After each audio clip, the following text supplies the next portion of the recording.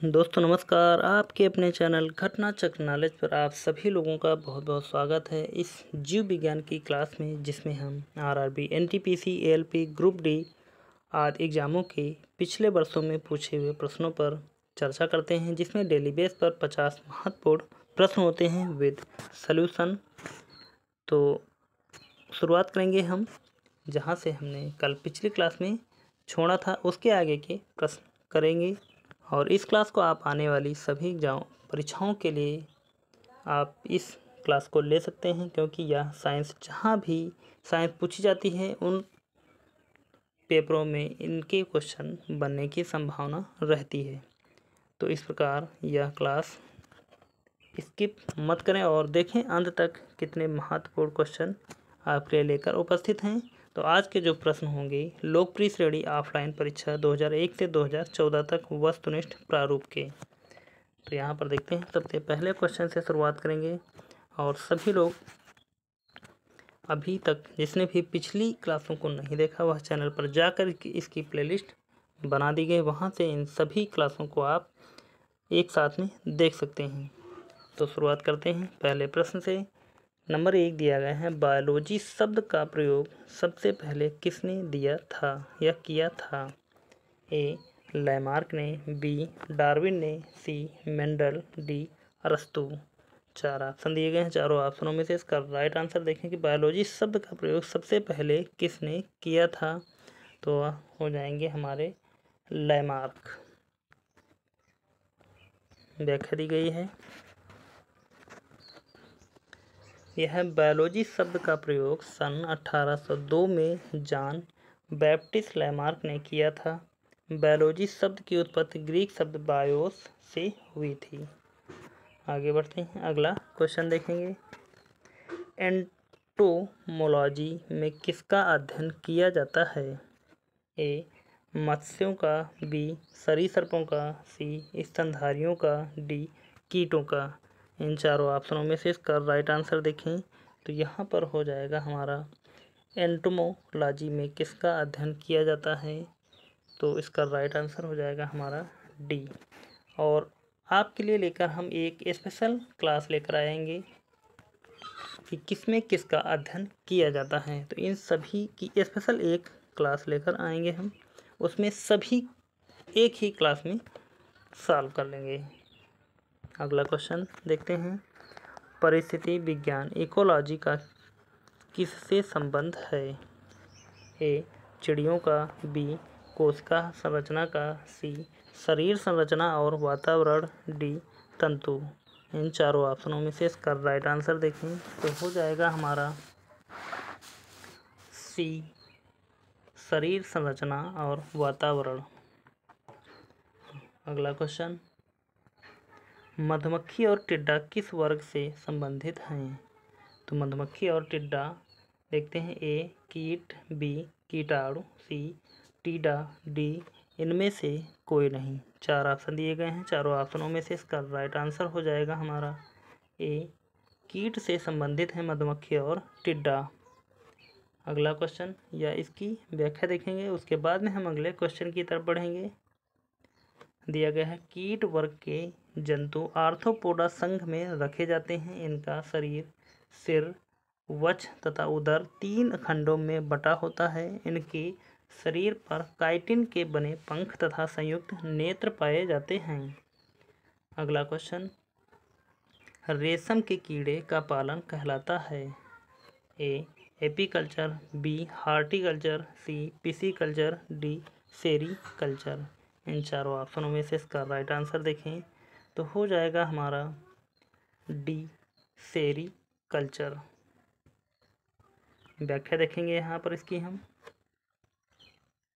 Sericulture रेशम के कीड़ों के पालन को कहते हैं। एपीकल्चर मधुमक्खी पालन को, हार्टिकल्चर बागवानी तथा पिसीकल्चर मछलियों के व्यापारिक पालन को कहा जाता है। आगे बढ़ते हैं, अगला क्वेश्चन, एरी सिल्क यानी कि एरी सिल्क फिलोसेनिया रिसिना सिल्क वर्ग द्वारा पैदा किया जाता है। निम्नलिखित में से किस पौधे पर इसको पालते हैं? 4 ऑप्शन दिए गए हैं। ए कैस्टर यानी कि अरंडी के पौधे पर, बी अशोक के पौधे पर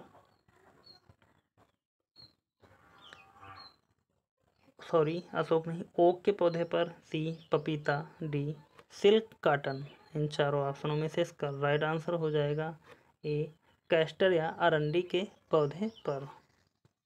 व्याख्या देखेंगे इसकी हम। कैस्टर यानी कि अरंडी एक सिल्क फिलोसेनिया रिसना का भोज्य पदार्थ है, इसलिए इसको कैस्टर या अरंडी पर पालते हैं, जिससे सिल्क की पैदावार अच्छी होती है। अगला क्वेश्चन है एपीकल्चर किससे संबंधित है? ए मधुमक्खी, बी मछली, सी लाख का कीट, डी रेशम का कीड़ा। इन चारों ऑप्शनों में से इसका राइट आंसर देखें तो हो जाएगा हमारा ए मधुमक्खी। एपीकल्चर संबंधित है मधुमक्खी से या मधुमक्खी पालन से। व्याख्या देखेंगे इसकी हम। शहद के व्यापारिक उत्पादन या मधुमक्खी पालन को एपीकल्चर कहा जाता है। रेशम के कीड़ा पालन को सेरीकल्चर कहा जाता है। मछली के पालन को पिसीकल्चर कहते हैं। अगला क्वेश्चन, कीट निम्नलिखित में से संबंधित हैं।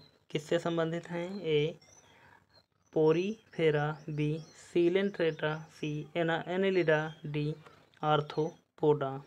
चार ऑप्शन दिए गए हैं, चारों ऑप्शनों में से इसका राइट आंसर हो जाएगा हमारा डी आर्थ्रोपोडा से संबंधित हैं कीट। व्याख्या देखेंगे। कीट आर्थ्रोपोडा संघ के कीट वर्ग से संबंधित हैं। जिन जंतुओं के जुड़ी हुई टांगें पाई जाती हैं उन्हें आर्थ्रोपोडा संघ में रखा गया है। 3 जोड़ी टांगें, संयुक्त नेत्र तथा ट्रैकिया कीट वर्ग की प्रमुख विशेषताएं हैं।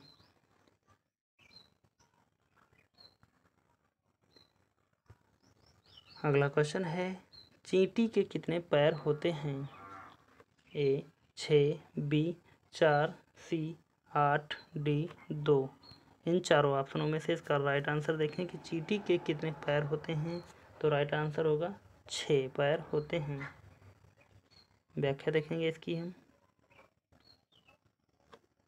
चींटी के 3 जोड़ी अर्थात 6 पैर होते हैं। यह आर्थ्रोपोडा का जंतु है। चींटी को फार्मिका भी कहा जाता है। यह कीट वर्ग के अंतर्गत आता है।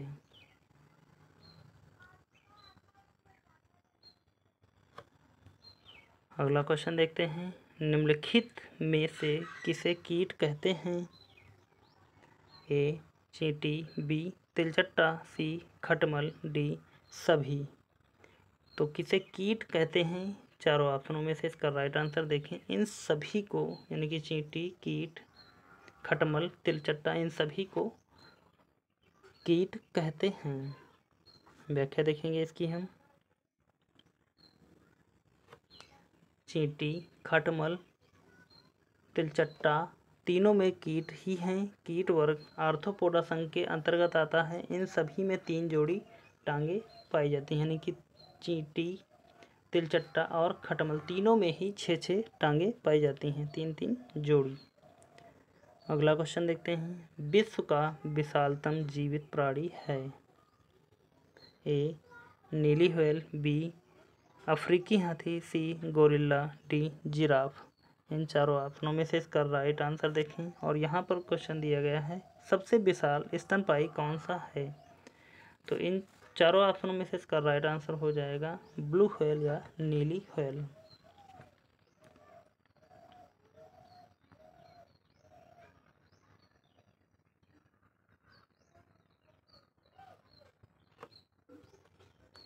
विश्व का विशालतम यानी कि largest animal of the world जीवित प्राणी नील व्हेल यानी कि ब्लू व्हेल और बैलन पोर्टिया या मोस्कलस है। यह कार्डेटा संघ का एक प्राणी है। इसकी लंबाई 35 मीटर, वजन लगभग 150 टन होता है। यह विशाल मछली अपने शिशुओं को दुग्ध पान कराती है, अतः इसे कैचक्यूम या मैमल्स में रखा गया है। सी कैटासी मैमल्स समूह की अन्य मछलियां हैं। नंबर 1 कौन कौन सी हैं? Porpoise, number 2 killer whale, number 3 common dolphin, number 4 sperm whale. आगे बढ़ेंगे अगले क्वेश्चन की तरफ। अगला क्वेश्चन है निम्नलिखित में से कौन सबसे बड़ा जीवित स्तनपायी है? ए जिराफ, बी सफ़ेद हाथी, सी गैंडा, डी नीली व्हेल। इन चारों ऑप्शनों में से इसका राइट आंसर हो जाएगा, जैसा कि अभी हमने पिछले क्वेश्चन में देखा, नीली व्हेल सबसे बड़ा स्तनधारी जंतु है। आगे बढ़ेंगे अगला क्वेश्चन देखेंगे। निम्नलिखित में से कौन स्तनपायी नहीं है? ए वालरस, बी व्हेल, सी डॉल्फिन, डी नीली शार्क। चार ऑप्शन दिए गए हैं, चारों ऑप्शनों में से इसका राइट आंसर हो जाएगा डी नीली शार्क स्तनपायी नहीं है। बेमेल कौन है? ए सांप, बी छिपकली, सी व्हेल, डी घड़ियाल। चार ऑप्शन दिए गए हैं, चारों ऑप्शनों में से इसका राइट आंसर हो जाएगा सी व्हेल बेमेल है।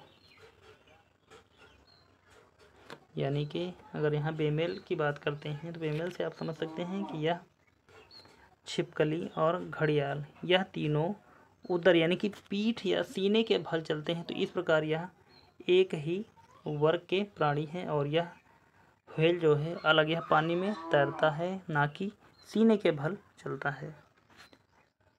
आगे बढ़ते हैं अगले। और इनको कहा क्या जाता है, आप यहाँ पर देख लें, इनको हम सरीसृप वर्ग में रखते हैं।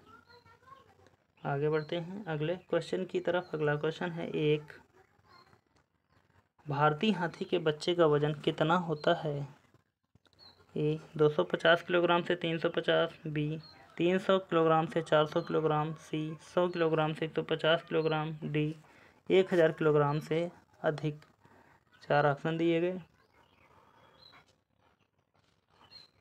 और हमको इसमें से बताना है कि एक हाथी का नवजात शिशु या हाथी का जो बच्चा होता है उसका वजन कितना होता है। तो इसका राइट आंसर यहाँ पर हो जाएगा हमारा सी 100 से 150 किलोग्राम या 1 टन से 1.5 टन का होता है। सॉरी, टन यहाँ पर नहीं होगा,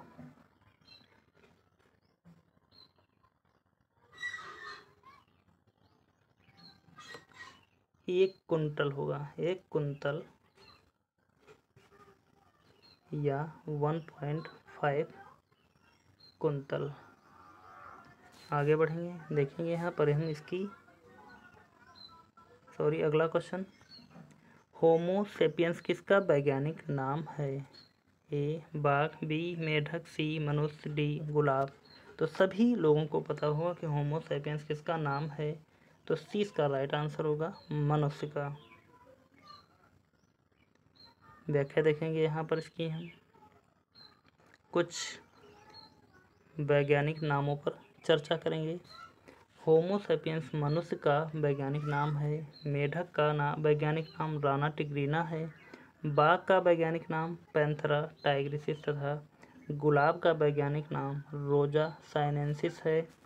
मनुष्य की टैक्सोनॉमिक पोजीशन इस प्रकार है, यानी कि फाइलम कार्डेटा, सप्लियम वर्डेटा, क्लास। तो इस प्रकार यह अंग्रेजी वर्ड के सभी नाम लिखे हुए हैं, आप यहाँ पर देख सकते हैं।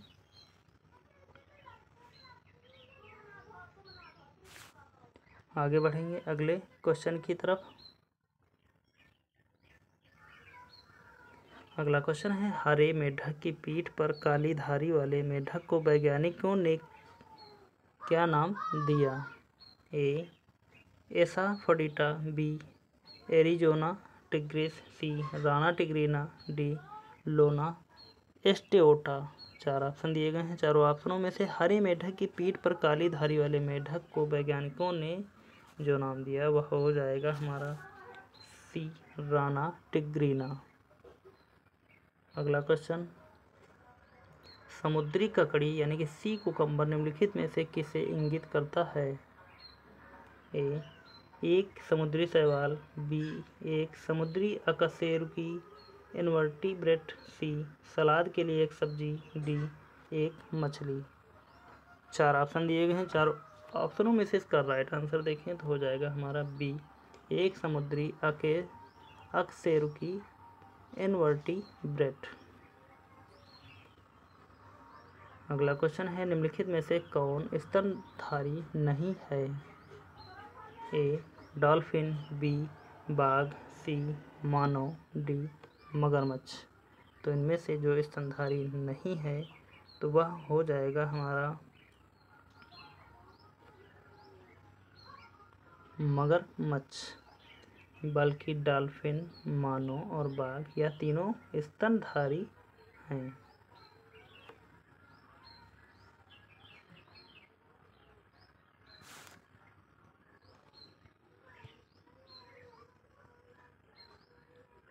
अगला क्वेश्चन है, किस स्तनधारी के पास उड़ने के लिए पंख होता है? ए चूहिया, बी चमगादड़, सी व्हेल, डी शेरनी। तो किसके पास पंख होते हैं? तो आप सभी लोगों को पता होगा बी यह चमगादड़ है। चमगादड़ स्तनधारी है। आगे बढ़ते हैं। अगला क्वेश्चन, पक्षी तथा चमगादड़ दोनों ही उड़ते हैं, किंतु किस आधार पर चमगादड़ को स्तनधारी वर्ग माना गया है जबकि पक्षी को पक्षी वर्ग में रखा गया है?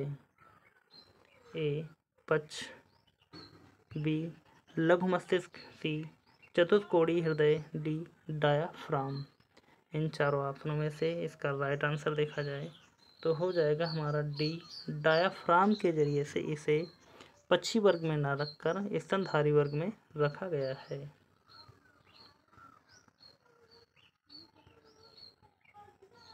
जो अंडे देता है वह स्तनपायी है।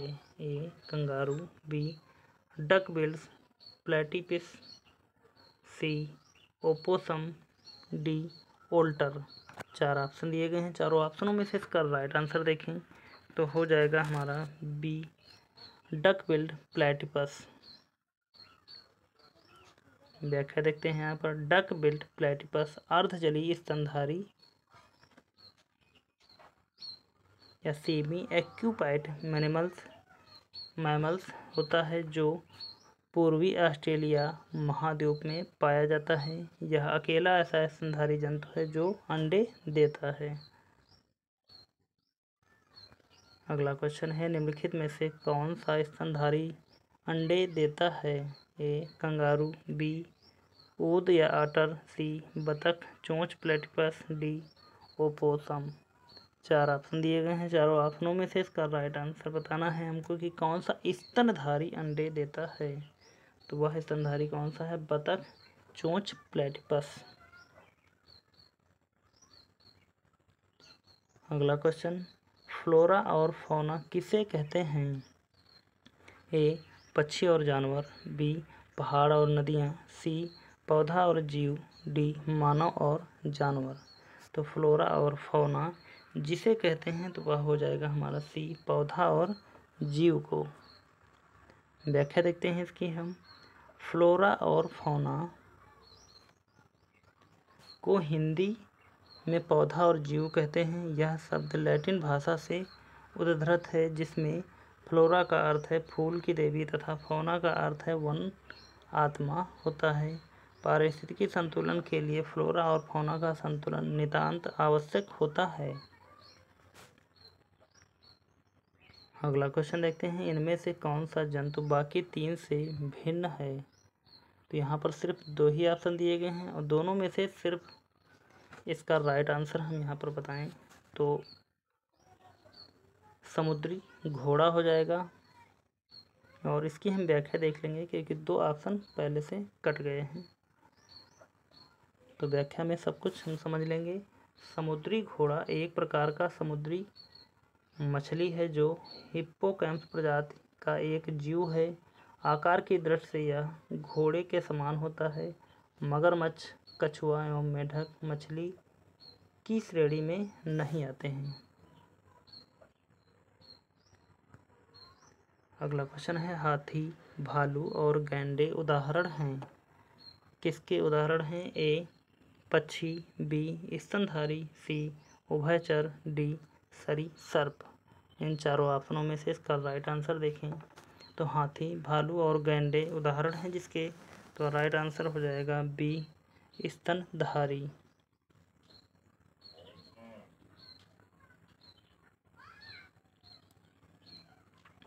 अगला क्वेश्चन है, स्तनधारी कशेरुकी वर्ग के जानवरों का एक समूह है जिनमें स्तन ग्रंथियां विकसित होती हैं। हाथी, भालू और गैंडे स्तनधारी वर्ग में आते हैं। अगला क्वेश्चन, इनमें से किस संघ के सदस्य मुक्त जीवन जीने वाले या फ्री लिविंग विशिष्ट समुद्री जीव होते हैं? ए एकाइनोडर्मेटा, बी आर्थ्रोपोडा, सी नेमाटोडा, डी मोलस्का। चार ऑप्शन दिए गए हैं, चारों ऑप्शनों में से इसका राइट आंसर हो जाएगा ए एकाइनोडर्मेटा। व्याख्या देखेंगे इसकी हम। एकाइनोडर्मेटा संघ के सदस्य मुक्त जीवन जीने वाले यानी कि विशिष्ट समुद्री जीव होते हैं। इस संघ में तारामीन, ओफियोराइट तथा होलोथूरिया आदि भी शामिल हैं।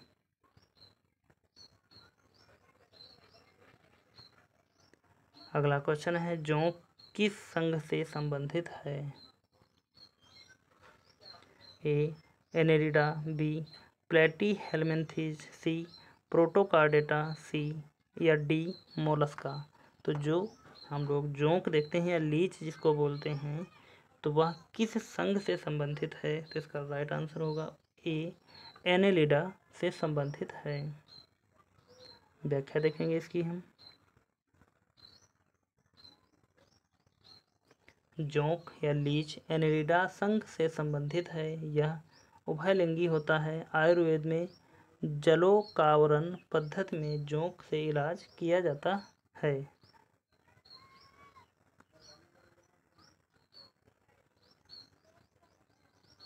अगला क्वेश्चन है, निम्नलिखित में से किस वनस्पति में पादप काय को जड़ों या तनों और पत्तियों में विभेदित नहीं किया जाता है?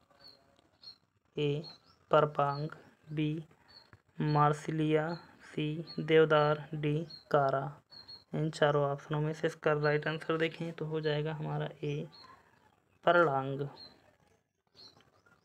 अगला क्वेश्चन देखते हैं, निम्नलिखित में से किसे ट्री फॉग के नाम से भी जाना जाता है?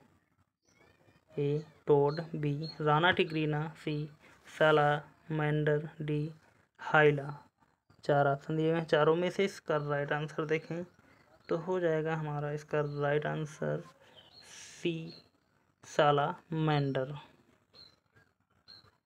व्याख्या देखते हैं इसकी हम। हाइला को ट्री फॉग के नाम से भी जाना जाता है। ये मेढक ज़्यादातर पेड़ों पर रहते हैं। इनकी लंबाई 10 सेंटीमीटर से कम और पैर लंबे होते हैं। अगला क्वेश्चन देखते हैं, होमो सैपियंस शब्द किसने गढ़ा था? ए मिलर, बी डार्विन, सी लिनियस, डी जे मेंडल। इन चारों ऑप्शनों में से होमो सैपियंस शब्द किसने गढ़ा था? तो वह उसका राइट आंसर हो जाएगा सी लिनियस ने होमो सैपियंस नाम दिया था। वर्गिकी के पिता कैरोलस लिनियस ने द्विनाम पद्धति को प्रचलित किया था। इस पद्धति के अनुसार प्रत्येक जीवधारी का नाम दो शब्दों लैटिन भाषा के से मिलकर बनता है। मानव का वैज्ञानिक नाम होमो सैपियंस जिला लिन, इसमें होमो उस वंश का नाम है जिसकी एक जाति सैपियंस है और लिन वास्तव में से लिनियस शब्द का संक्षिप्त रूप है। आगे बढ़ते हैं, अगला क्वेश्चन देखते हैं, निम्न में से किसे अल्फा अल्फा के रूप में संबोधित किया जाता है? ए सटिवा, बी मछली, सी मैमल, डी जीवाश्म। इन चारों ऑप्शनों में से इसका राइट आंसर देखें यहाँ पर तो हो जाएगा हमारा ए सटिवा अल्फा अल्फा के नाम से संबोधित किया जाता है। व्याख्या देखते हैं। अल्फा अल्फा का वानस्पतिक नाम मेडिकागो सटिया या अल्फा अल्फा एक ही प्रकार की घास का नाम है। इसका प्रयोग विभिन्न बीमारियों के इलाज में किया जाता है। यह मिनरल का उत्तम स्रोत माना जाता है।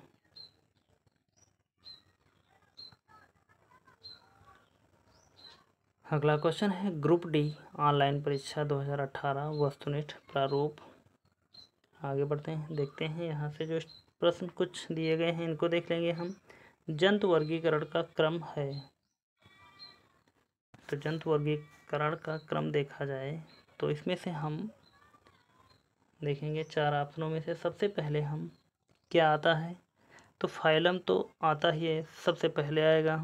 उसके बाद में वर्ग आएगा, और जब वर्ग आएगा फाइलम के बाद में वर्ग आएगा तो हम चारों ऑप्शनों में से गढ़ जहाँ पर है इसको काट देंगे, यानी कि वर्ग के 3 ऑप्शन बचे हैं। और तीनों में से उसके बाद में क्या आएगा, तो उसके बाद में आता है हमारा फैमिली गढ़ वंश जाति। फैमिली गढ़ जाति वंश गढ़ फैमिली वंश जाति, तो यहाँ पर गढ़ आएगा तो हमारे यह 2 ऑप्शन कट जाएंगे। फैमिली नहीं आएगा तो बचेगा सी वाला राइट आंसर। और उसके फैमिली गढ़ के बाद में आएगा फैमिली, उसके बाद में वंश आएगा, फिर जाति आएगी। आगे बढ़ते हैं, अगला क्वेश्चन देखेंगे या इसकी व्याख्या देखेंगे हम। जंतु के वर्गीकरण की सबसे छोटी श्रेणी यानी कि जाति। वर्गीकरण में विभिन्न श्रेणी का बड़े से छोटे क्रम निम्नलिखित हैं: किंगडम, फाइलम, वर्ग, गण, फैमिली, वंश, जाति। तो यहाँ पर आप सभी को देख सकते हैं, किंगडम, फाइलम, वर्ग, गण, फैमिली, वंश, जाति, इस प्रकार इनका क्रम है।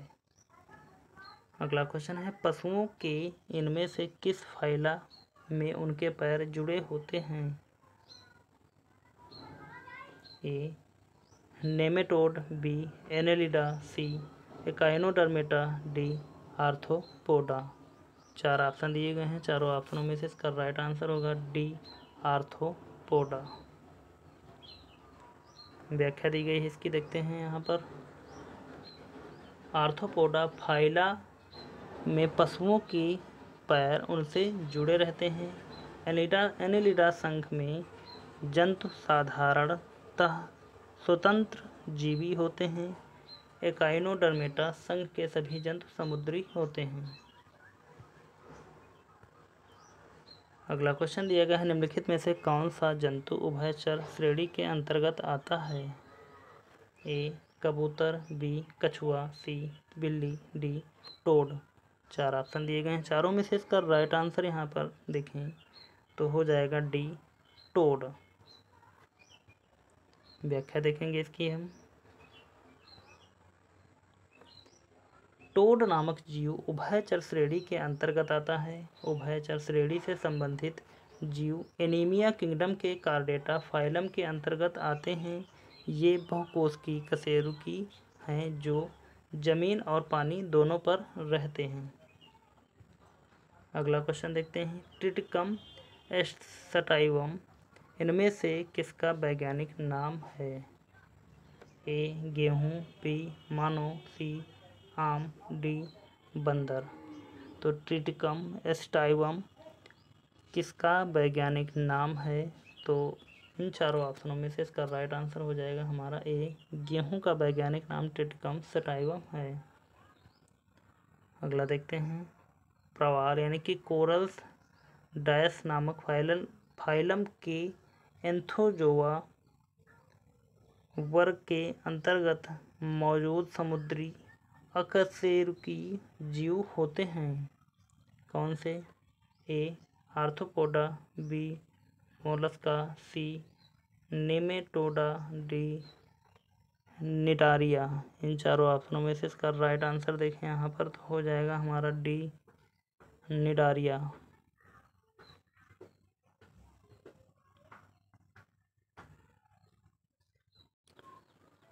व्याख्या देखेंगे इसकी हम।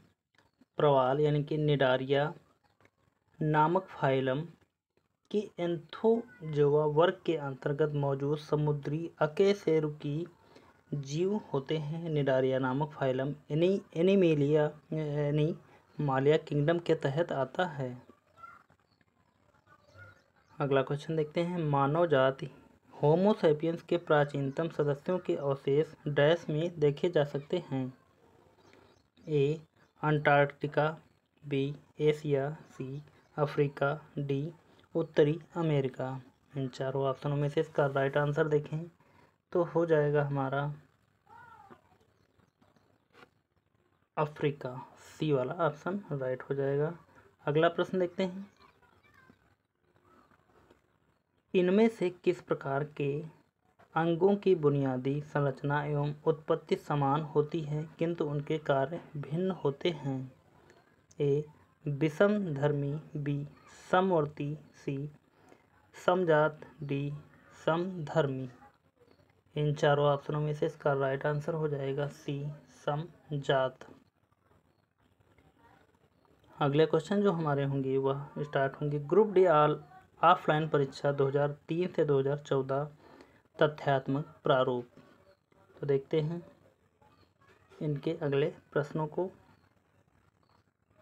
जो ऑनलाइनर फॉर्म में होंगे। यहाँ पर दिया गया है शाकाहारी प्राथमिक उपभोक्ता कहलाते हैं।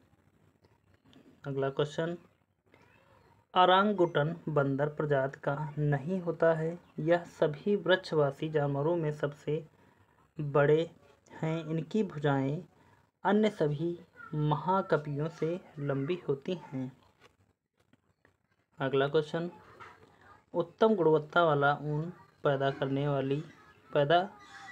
करने वाली भेड़ की प्रजाति चोकला है।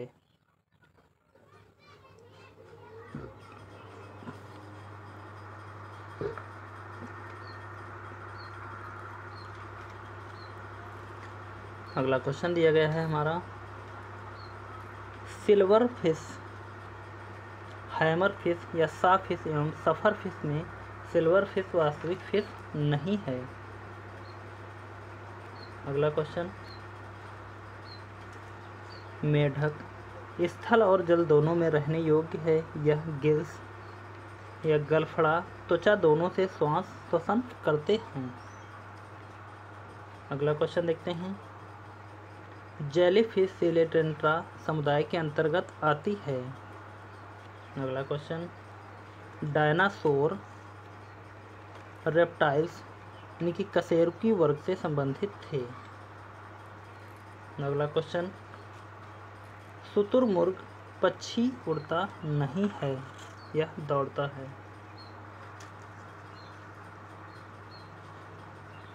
अगला क्वेश्चन दिया गया है। यदि मछली के पुच्छ पंख को रबड़ बैंड से बांध दिया जाए तो यह तैरने योग्य नहीं रहेगी। अगला क्वेश्चन। सांप रेप्टालिया वर्ग का प्राणी है। पक्षी एवीज वर्ग का प्राणी है। स्तनधारी मैमेलिया वर्ग का मेढक एम्फीबिया वर्ग के प्राणी होते हैं। अगला क्वेश्चन देखते हैं। मछली, सांप तथा छिपकली को संकार्डेटा में रखा गया है जबकि केचुआ नॉन कार्डेटा के अंतर्गत आता है। अगला क्वेश्चन देखते हैं।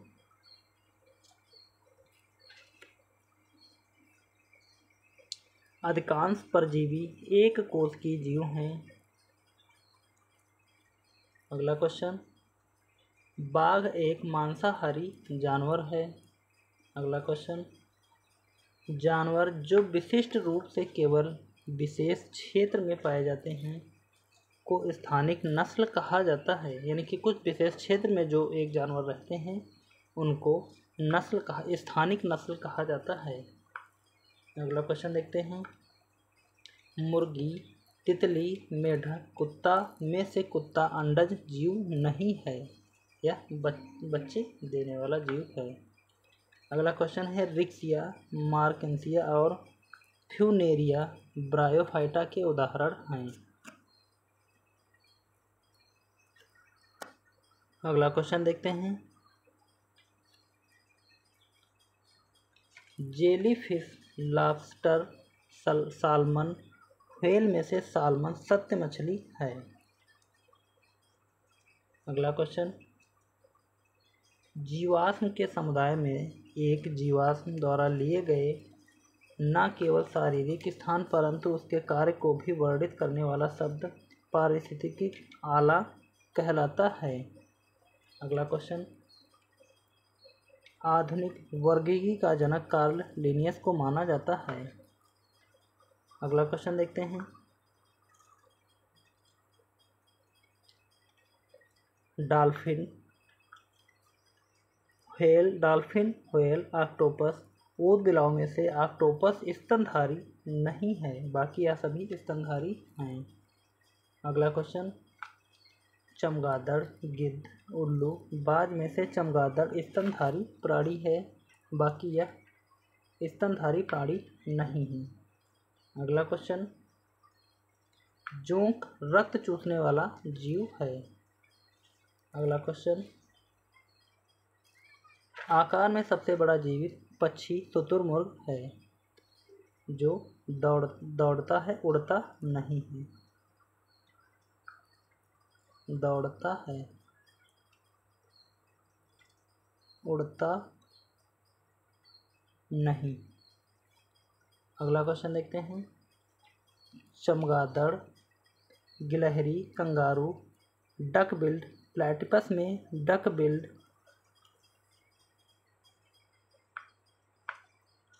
क्वेश्चन कट गया है, मिसप्रिंट हुआ है, तो देखते हैं अगला क्वेश्चन यहाँ पर। चमगादड़, गिलहरी, कंगारू, डक बिल्ड, प्लेटिपस में डक बिल्ड, प्लेटिपस ही ऐसी स्तनपायी है जो अंडे देती है। अगला क्वेश्चन देखते हैं। हॉर्नबिल हवा में उड़ सकता है। अगला क्वेश्चन, कीटों को अभिलक्षित किया जाता है संयुक्त पैरों के 3 युग्मों से। अगला क्वेश्चन दिया गया है। वायु में नाइट्रोजन को नियम करने की योग्यता धारण करने वाले जीवाणु राइजोबियम कहलाते हैं।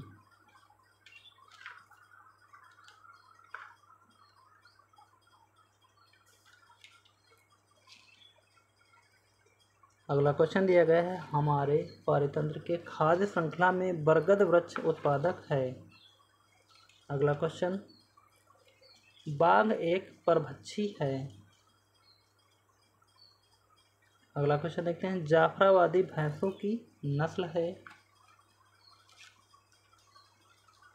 फूल गोभी एक भूगर्भित वनस्पति नहीं है।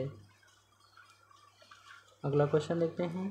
सेम, मूंगफली, मटर, चना आदि के पौधों में पाया जाने वाला राइजोबियम लेग्यूमिनोसोरम नामक जीवाणु सामान्यतः पौधों के मूल या रूट्स में निवास करता है।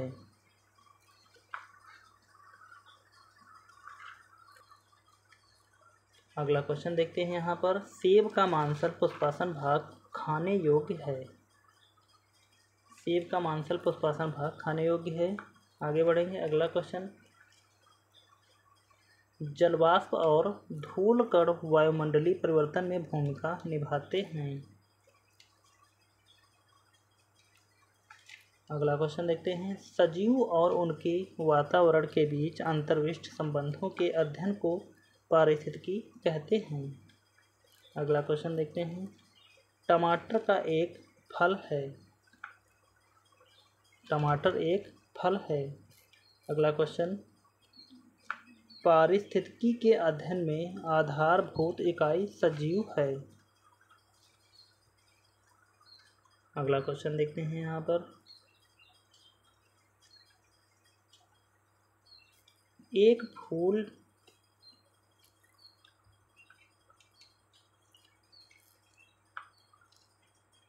फूल के नर हिस्से को पुंकेसर कहा जाता है। अगला क्वेश्चन देखते हैं। मेढक के प्रारंभिक चरण को टैडपोल कहते हैं। अगला क्वेश्चन देखते हैं। चाय के पौधे की पत्ती का उपयोग चाय बनाने के लिए किया जाता है? अगला क्वेश्चन देखते हैं। एस्केरिसिस को सामान्यतः गोल कृमि कहा जाता है। अगला क्वेश्चन देखते हैं। गाजर का खाने योग्य भाग जड़ है।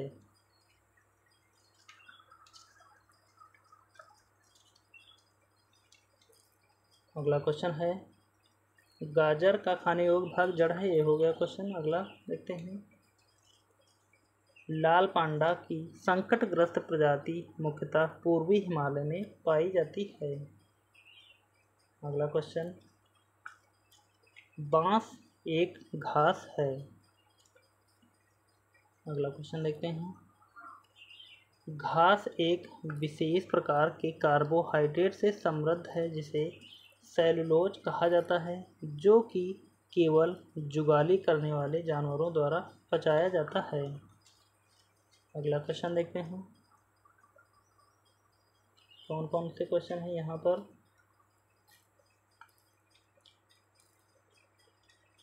इन सभी क्वेश्चनों पर चर्चा करनी है।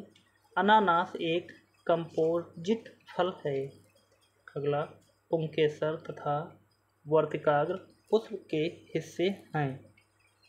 अगला है हमारा, भांग एक रेशेदार फल नहीं है। अगला क्वेश्चन है, तारपीन का तेल चीड़ से प्राप्त किया जाता है। अगला क्वेश्चन है, ऑक्टोपस सरीसृप नहीं है। अगला क्वेश्चन है, कुकुरमुत्ता एक फफूंद है।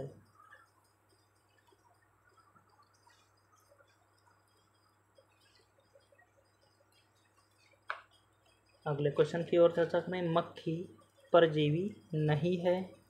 अगला है, खट्टे दूध में लैक्टिक अम्ल पाया जाता है। अगला क्वेश्चन है, नीली सार्क स्तनपायी नहीं है। तो इस प्रकार यहाँ पर हमने 38 से 40 MCQ और कम से कम 30 के आसपास जो क्वेश्चन वन लाइनर के फॉर्म में होंगे, उन प्रश्नों पर हमने चर्चा की। और आप सभी लोगों ने इस क्लास को शुरू से अंत तक देखा होगा और आपको यह अंदाज़ा लगा होगा कि यह क्वेश्चन सभी प्रीवियस ईयर क्वेश्चन हैं और सभी आने वाली सभी परीक्षाओं के लिए बहुत ही महत्वपूर्ण हैं। जहाँ भी साइंस पूछी जाती है तो उनमें से यह प्रश्न रिपीट होते रहते हैं। तो इसलिए इस क्लास को स्किप ना करके पूरी, यदि आपने नहीं देखी तो पूरी एक बार ज़रूर देखें। और पिछली क्लासों को अब तक नहीं देखा है तो प्लीज़ सभी लोग चैनल पर जाकर इसकी प्लेलिस्ट बना दी गई, वहाँ से इन सभी क्लासों को देख सकते हैं। और आपको यह क्लास कैसी लगी है आप हमें कमेंट करके ज़रूर बताएं। सेशन को अभी तक लाइक नहीं किया तो प्लीज़ सभी लोग लाइक कर दें, और चैनल को अभी तक सब्सक्राइब नहीं किया तो चैनल को सब्सक्राइब कर लें और ज़्यादा से ज़्यादा लोगों तक इस क्लास को शेयर कर दें। तो मिलते हैं फिर अगली क्लास में, तब तक के लिए धन्यवाद। जय हिंद। आपका समय शुभ हो।